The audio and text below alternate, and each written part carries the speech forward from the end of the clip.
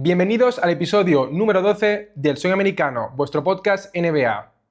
A estas alturas, todos o casi todos conocéis la noticia de la retirada de Woj de la industria de los medios de comunicación, abandonando su cargo como Senior NBA Insider en ESPN y con ello su sueldo anual de $7 millones. Esta noticia sacudió al mundo NBA y fue anunciada por el propio Woj en su cuenta de Twitter/X, convirtiéndose en el último Woj Bomb de la historia.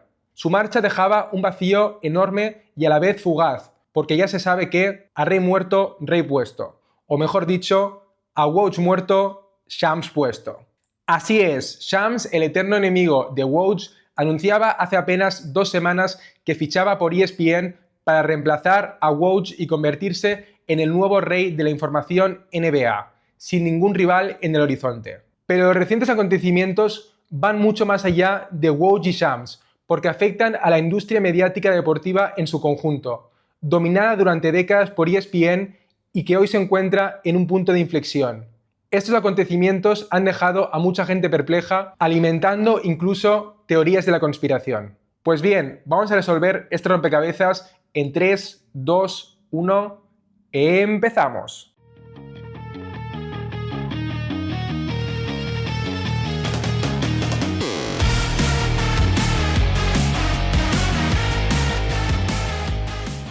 Bien, hay mucho que contar y este es un asunto tan fascinante como complejo, así que es necesario ponernos en contexto.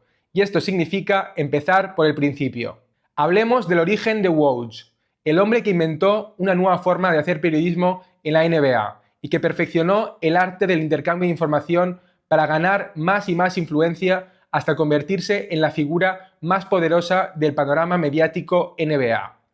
Woj supo ver antes que nadie el valor de ser el primero en destapar una noticia, pero a pesar de ser el pionero, no fue el único en ocupar este espacio mediático, ya que pronto le apareció un duro contrincante, Shams Charania. Pero aún no es momento de hablar de la rivalidad Woj-Shams. Antes vamos a desvelar cómo se forjó la leyenda de Woj, respondiendo a las siguientes preguntas. ¿Cómo consiguió Woj acceso a tanta información y a una red casi infinita de contactos? ¿Cuál es su secreto? Pues bien, el secreto, como tantos otros secretos, es un tanto oscuro y perverso, porque esconde unos métodos agresivos y a menudo desagradables. Y es que Woj, desde sus inicios en el periodismo nacional, tras unirse a Yahoo en 2007, era un auténtico tiburón, capaz de cualquier cosa por conseguir una exclusiva. Concretamente, utilizaba sus grandes dotes como columnista para hacer amigos a la vez que destruir a sus enemigos. Todo aquel que le facilitase información recibía halagos y un trato favorable en sus artículos, mientras que castigaba a sus adversarios con duras críticas. Y quiero detenerme en este punto para explicar algunas de las historias más increíbles en cuanto a los amigos y enemigos de Woj, empezando por uno de sus grandes aliados, Joe Dumars. Dumars fue el general manager de los Pistons entre 1999 y 2014 y el artífice del campeonato que lograron los Pistons en 2004, pero también fue el responsable del posterior descalabro de la franquicia. Y bien, el caso es que Dumars era amigo íntimo de Woj. Toda noticia, pequeña o grande, relacionada con los Pistons era destapada por Woj, y a cambio Woj no dijo ni una mala palabra sobre Dumars durante años.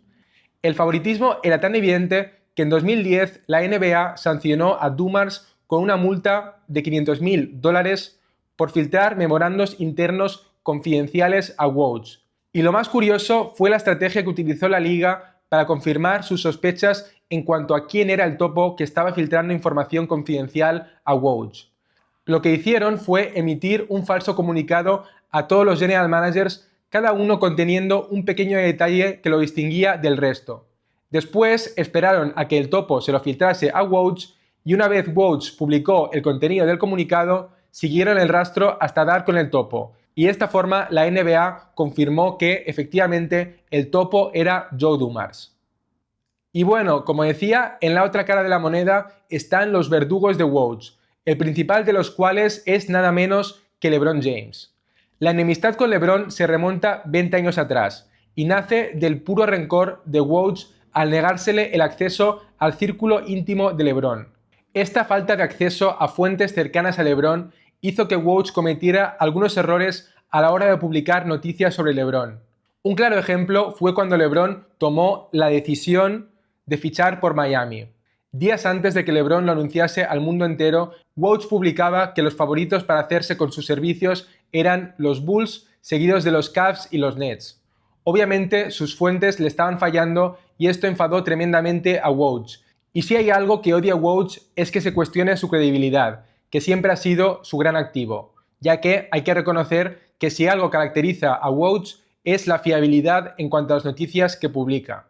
Otra cosa es la forma en que presenta estas noticias, que a menudo es de forma muy sesgada. Pues bien, Woj cargó duramente contra LeBron, tachándole de egoísta y arrogante por la forma de hacer pública su decisión. También le dedicó artículos con duras críticas como este, titulado LeBron vuelve a fracasar en el clutch, con esta foto como si estuviese llorando, y este otro en el que directamente le llama perdedor. Y fijaros en este comentario en el artículo de Woj. Dice así: parece ser que hay una cosa que sí que está permitida al final de una eliminatoria de playoffs, que todos se arrodillen y besen el anillo del rey. Solo que LeBron no tiene ningún anillo. Nunca ha ganado un partido en las finales de la NBA. En fin, demoledor.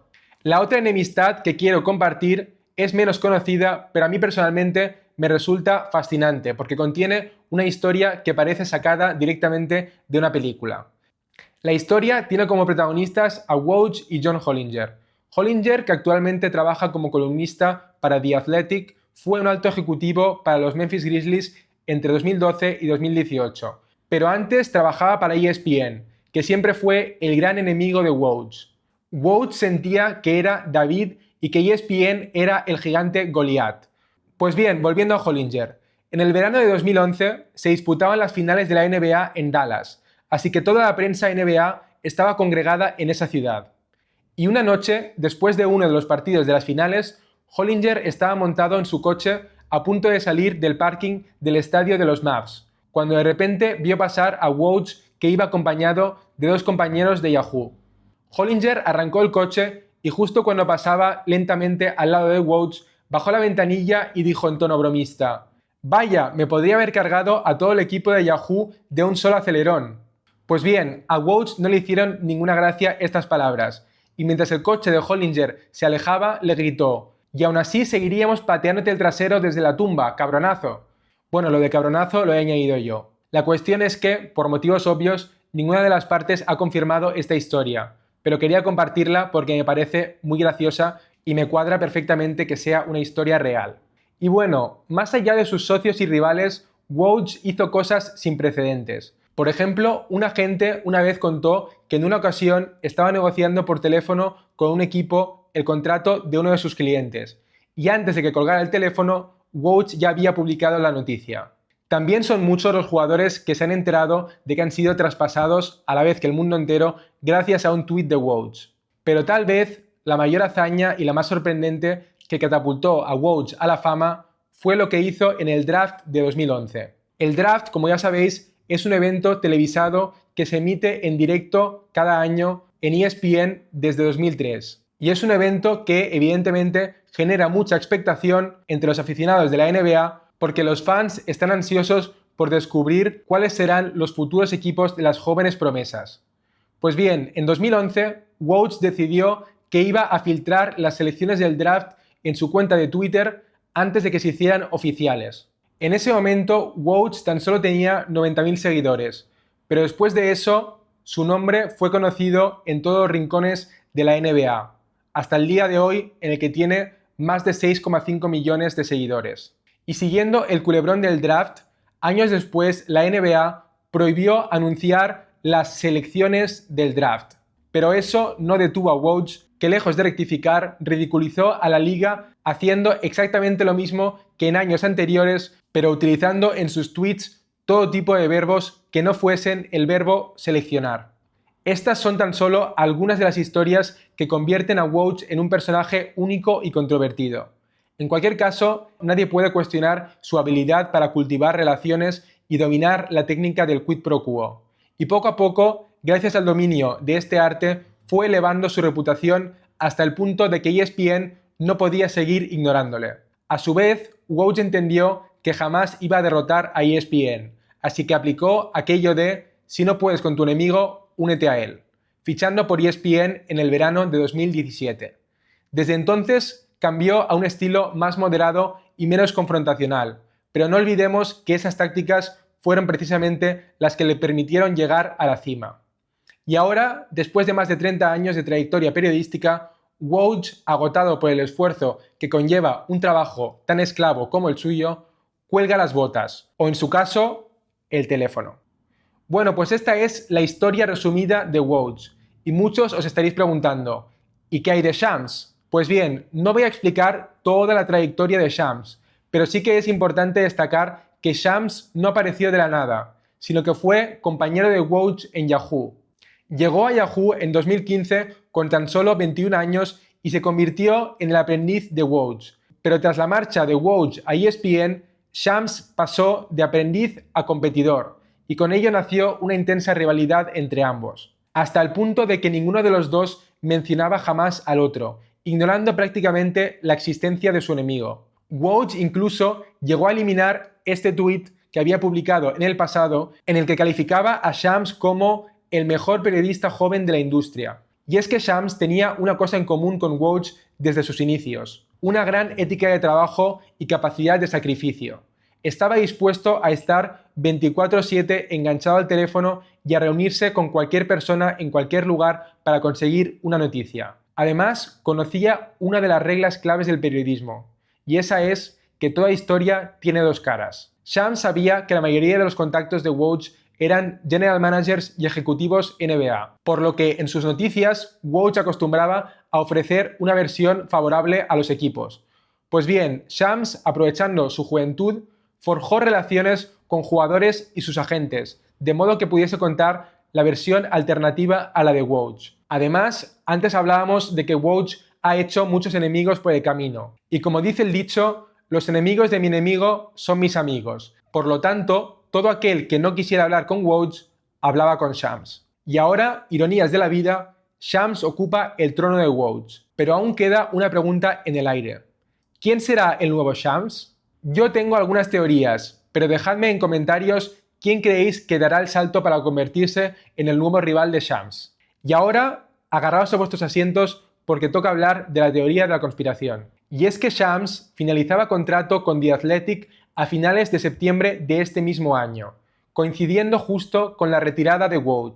¡Qué casualidad!, ¿no? Pues bien, esta enorme casualidad hizo que Shams fuese el hombre más cotizado del mercado justo en el momento en el que estaba libre de cualquier carga contractual, es decir, que estaba en una posición óptima para negociar su fichaje por ESPN. Y es que, si hay algún ganador con la retirada de Woj, ese es Shams, que seguramente haya acordado un contrato con ESPN aún más lucrativo que el que tenía Woj.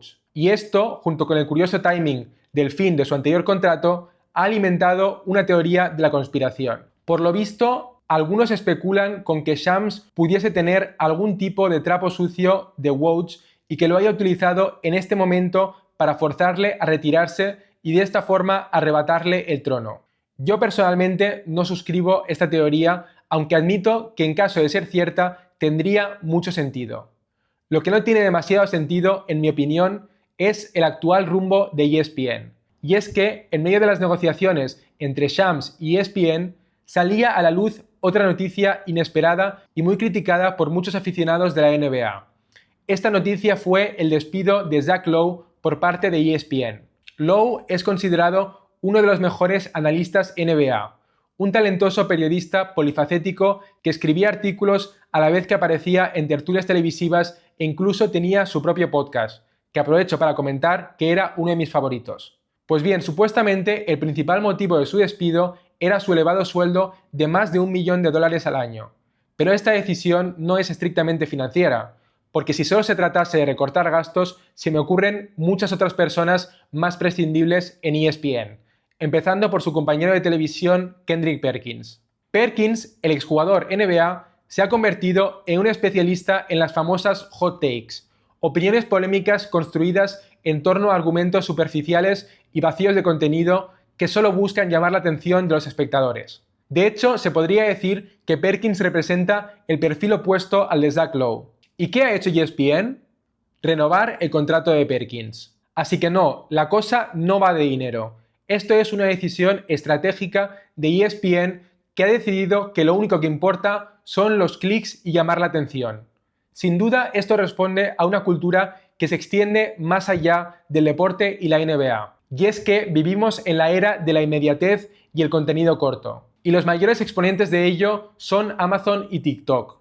Woj y Shams simplemente han llevado esta inmediatez al mundo de la NBA, mientras que personajes como Stephen A. Smith se han especializado en generar contenido de consumo rápido, es decir, clips cortos que consiguen muchos clics pero que carecen de análisis y sustancia. ¿Y qué queréis que os diga? Para mí, ESPN está cometiendo un gravísimo error al pensar que este es el camino a seguir. Y esta decisión es significativa porque estamos hablando de la empresa líder de la industria deportiva americana y que además es el socio preferente de la NBA. Y teniendo en cuenta el peso mediático de ESPN, solo espero que no arrastre al resto de los medios de comunicación en esta misma dirección. Y para acabar, quiero compartir una reflexión que hizo JJ Redick, curiosamente, en su primera entrevista como entrenador de los Lakers en el podcast de Zach Lowe. Una entrevista que, por cierto, se publicó el mismo día en que se anunció el despido de Lowe. Y dado que el podcast es propiedad de ESPN, se ha convertido en su último episodio. Es como si ESPN estuviese esperando para publicar una de las entrevistas más cotizadas del mundo NBA justo antes de despedir al hombre que les consiguió la entrevista. No, ESPN jamás haría eso. Seguro que es una gran casualidad. En fin, como decía, en esa entrevista Zach Lowe le hizo una pregunta muy interesante a JJ Redick. Esta pregunta fue: ¿qué aprendiste sobre el funcionamiento de los medios de comunicación que no sabías o que te sorprendió, para bien o para mal, estando tan cerca de estos medios? Y bien, para quien no lo sepa, esta pregunta venía a raíz de que JJ Redick dirigía dos prestigiosos podcasts de NBA, uno individual y otro con LeBron, y además trabajó para ESPN, apareciendo en tertulias televisivas y haciendo de comentarista de partidos de playoff. Y lo que no sabía en ese momento Zach Lowe es que la respuesta de Redick, irónicamente, era la clave del motivo del despido de Lowe que estaba a punto de producirse. La respuesta de Redick fue una reflexión bastante larga, pero hay una parte que se me ha quedado grabada, que fue cuando dijo: el podcast con LeBron fue la confirmación de una teoría que tenía desde hace años, que básicamente consiste en que hay un grupo de personas que no solamente quieren ser entretenidas por los medios de comunicación NBA, sino que les encantaría aprender sobre baloncesto. Y añadió: a mí me gusta utilizar la siguiente analogía. No hay nada malo con el azúcar. El azúcar te da un chute de energía, te hace sentir bien durante un rato. El azúcar puede ser divertido.